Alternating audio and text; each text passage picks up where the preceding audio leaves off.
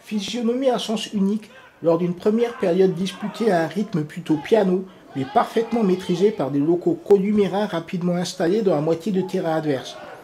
Mais faute tantôt d'un peu de précision, parfois d'un peu de puissance, Colomiers devait trouver l'ouverture.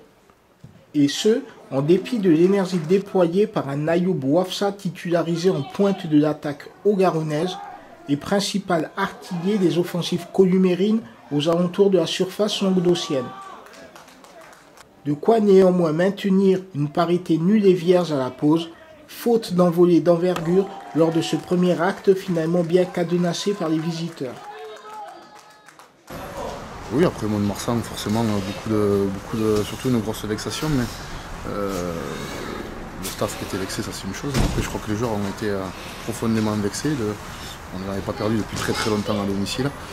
Et de perdre de cette manière-là, effectivement, c'était pas en rapport même avec ce qu'ils faisaient au quotidien. Donc après, c'était de s'en servir pour rebondir tout simplement. Donc effectivement, il y a eu le Ponté, il y a ce soir. On est content, on est content, même si je ne montre pas trop, mais parce que vraiment, on a une série importante. On s'est donné des objectifs à nous au sein du vestiaire important. Donc, on savoure, mais très sincèrement, on bascule de suite sur Marignane qui va être une grosse bataille, parce qu'il vient d'en prendre 4 contre Toulon, donc ça va être forcément difficile le prochain match. Scénario similaire dès le début de la seconde période, où très vite, les vagues successives vont déferler sur le but montpelliérain. Mais preuve qu'il suffisait d'être patient, Colomiers trouvait cette fois l'ouverture, Misère adressant un centre second poteau, que Donné bonifié malgré l'intervention de Ligali. Mais loin de se contenter de ce premier avantage, Colomiers enfonçait le clou aux environs de l'heure de jeu.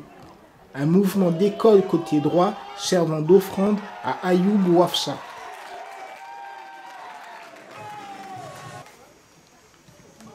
Seules alertes pour une formation columérine levant légèrement le pied après le break, les tentatives de Monshui et Barouillé pour quasi seule situation visiteuse de la rencontre.